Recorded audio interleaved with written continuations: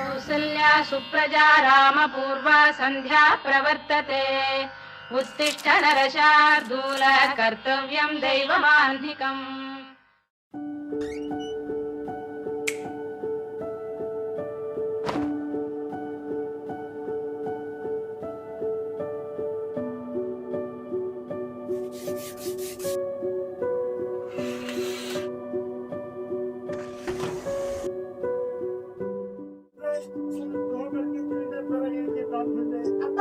ಬರ್ತೀನಿ ನಿಂಕೋ ನಿಂಗೆ ಹೆಸರು ಹೇಳಿದೀನಿ ಆಚೆ ಹೋಗ್ಬಾರ್ದು ಅಂತ ಕೊಡು, ನಾನೇ ತಗೋ ಬರ್ತೀನಿ.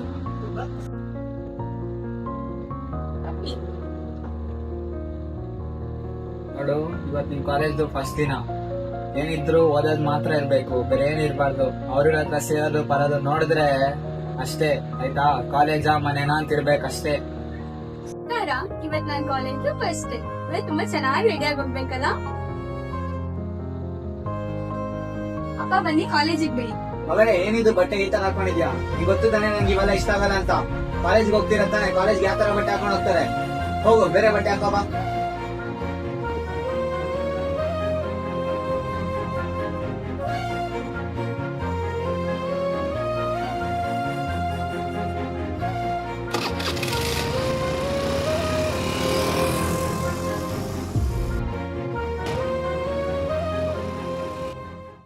ಏನ್ ಗೊತ್ತಾ ಜಾರ, ಇವತ್ ಕಾಲೇಜ್ ಹೋಗಿದ್ನಲ್ಲ, ಎಷ್ಟ್ ಚೆನ್ನಾಗಿದೆ ಗೊತ್ತಾ. ಈಚೆ ಎಲ್ಲ ಏನೇನೋ ಇದೆ, ನೋಡ್ಬೇಕು ಅಂತ ತುಂಬಾ ಆಸೆ ಆಗ್ತಿದೆ. ಇವತ್ತು ಹೆಂಗಿದ್ರು ಅಪ್ಪ ಬರೋದ್ ಲೇಟ್ ಆಗುತ್ತೆ, ಬಾ ಹೋಗೋಣ. ಅಯ್ಯೋ, ಯಾವಾಗ್ಲೂ ಲಾಕ್ ಮಾಡಿ ಹೋಗ್ತಾರಲ್ವಾ. ಮಗಳೇ, ಒಂದ್ ಫಂಕ್ಷನ್ ಇದೆ, ಹೋಗ್ ಬರ್ತೀನಿ. ಅಂದವ್ರಿಗೆ ಇಲ್ಲೇ ಇರ್ಬೇಕಾಯ್ತಾ, ಎಲ್ಲೂ ಹೋಗ್ಬಾರ್ದು.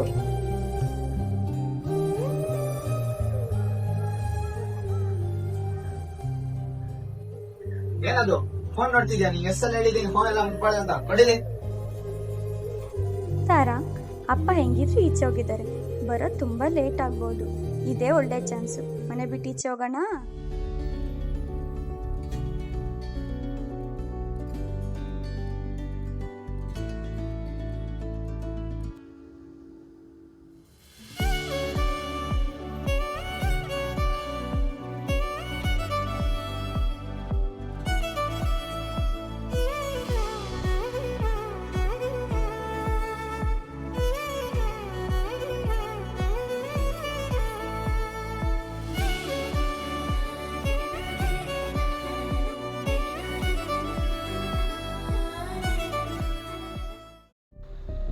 ಮಗು, ಎಲ್ಲಿದ್ಯಾ ಮಗಳೇ? ಎಲ್ಲಿ ಮಗುನೇ ಕಾಣಿಸ್ತಿಲ್ವಲ್ಲ, ಎಲ್ಲೋದ್ದು? ಏನಿದು, ಏನೋ ಪತ್ರ ಇಟ್ಟವಲ್ಲ?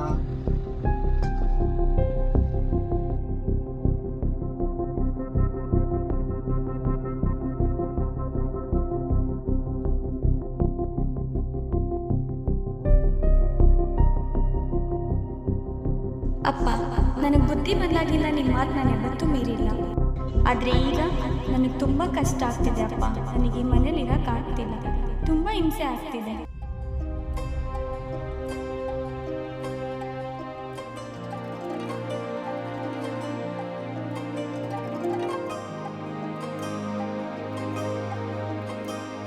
ಅಮ್ಮ ಇಲ್ಲ ಅಂತ ನಿನ್ನ ತುಂಬ ಪ್ರೀತಿಯಿಂದ ಸಾಕಿದ್ದೀರಪ್ಪ. ಆದರೆ ನೀವು ನನ್ನ ಆಸೆನ ಯಾವತ್ತೂ ಕೇಳಿಲ್ಲ ಅಪ್ಪ.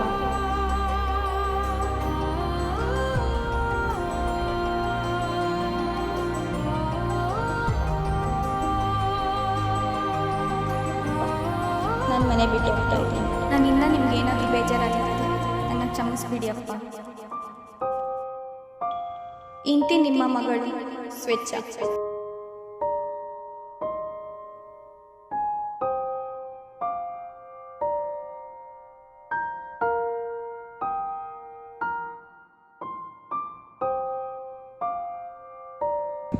ನಾನು ಯಾಕೆ ಮನೆ ಬಿಟ್ಟು ಬಂದೆ ತಾರೆ? ಇವಾಗ ನಾನು ಎಲ್ಲಿಗೆ ಅಂತ ಹೋಗ್ಲಿ, ಏನು ಅಂತ ಮಾಡ್ಲಿ, ನನಗೆ ತುಂಬಾ ಭಯ ಆಗ್ತಿದೆ. ಇವಾಗ ನನ್ಗೆ ಏನಾದ್ರೂ ಆದ್ರೆ ಏನ್ ಮಾಡೋದು?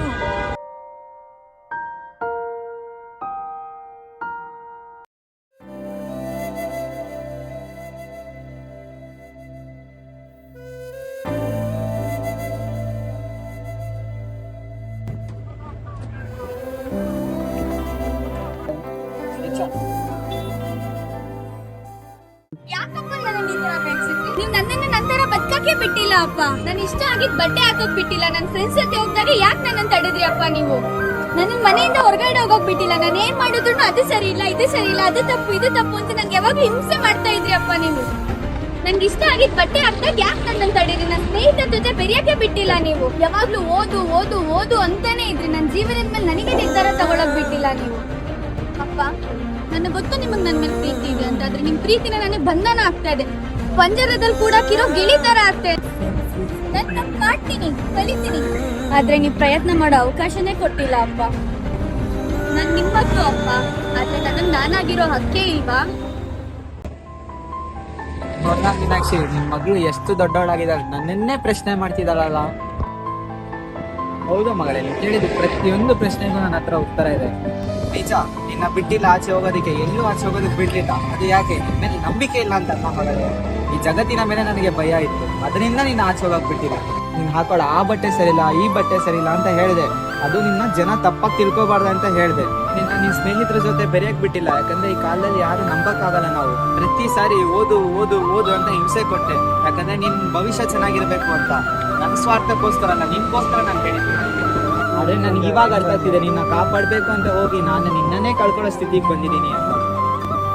ಕ್ಷಮಿಸು ಮಗಳೇ, ನಾನು ಒಳ್ಳೆ ಅಪ್ಪ ಆಗಕ್ ಹೋದೆ, ಆದ್ರೆ ಅದು ಸರಿಯಾದ ರೀತಿಯಲ್ಲಿ ನಾನು ಮಾಡಿಲ್ಲ. ಸರಿ ಮಗಳೇ, ಇವತ್ತಿನಿಂದ ನಿನ್ನ ನಂಬ್ತೀನಿ. ಆದ್ರೆ ಒಂದು ಮಾತು, ನೀನ್ ಎಲ್ಲೇ ಹೋಗು, ಏನೇ ಮಾಡಲಿ, ಅಪ್ಪನ್ನ ಮಾತ್ರ ಬರೀ ಸಾರಿ ಅಪ್ಪ, ನನ್ನ ಕ್ಷಮಿಸಿ.